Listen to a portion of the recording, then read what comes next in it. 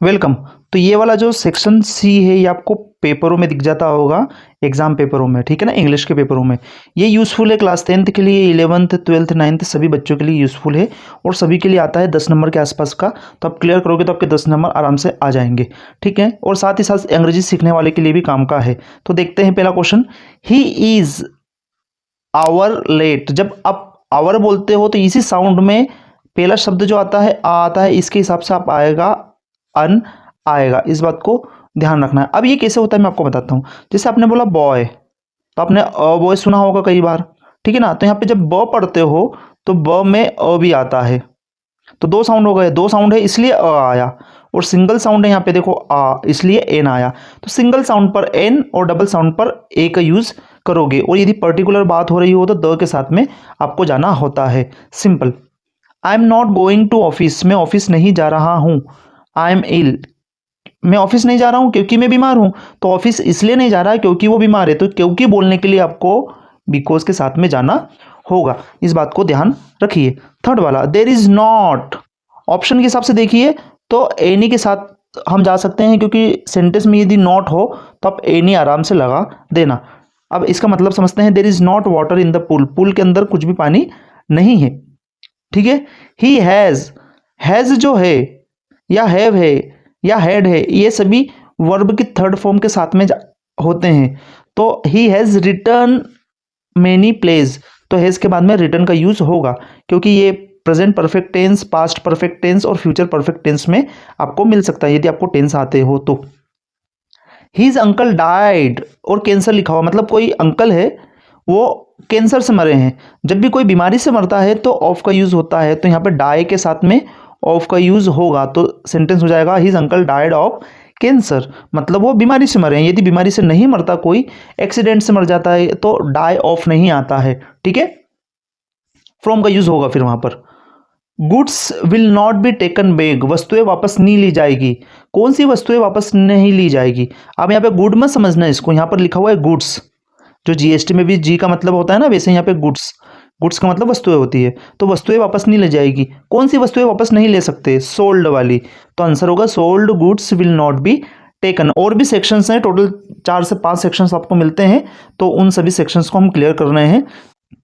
when they reached the station the train had already left, क्योंकि has हो या have हो या हैड हो, इनके साथ में वर्ब की थर्ड फॉर्म का यूज होता है। इस बात को आपको ध्यान रखना है। Ravi is a university students, क्योंकि आप य बोल रहे हो, य में अ भी आता है। जब दो साउंड है तो ए का यूज होगा। तो पहला साउंड पढ़िए य का, तो य दो साउंड हो रहे हैं ना, इसलिए ए का यूज हो रहा है। यदि सिंगल साउंड है तो अन का यूज होगा, ठीक है। I often go to Mumbai. मैं अक्सर मुंबई जाया करता हूं। Is the commercial capital of India. तो मुंबई क्या है? कमर्शियल कैपिटल ऑफ इंडिया है। तो मुंबई की बात हो रही है। मुंबई एक नाम है, non living.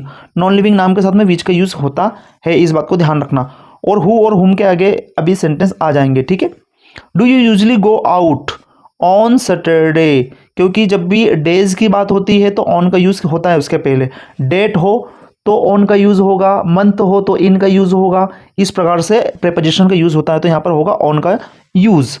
Will you buy some apples for me. ये क्वेश्चन पूछा जा रहा है कि क्या तुम मेरे लिए कुछ एप्पल्स खरीद लोगे। तो कुछ बोलने के लिए आपको सम के साथ में जाना होगा।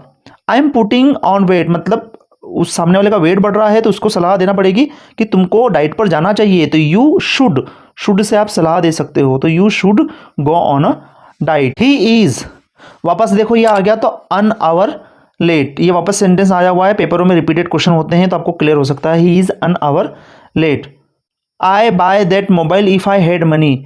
मैं मोबाइल खरीद लेता यदि मेरे पास पैसे होते। तो आपको वुड हैव के साथ में जाना होगा।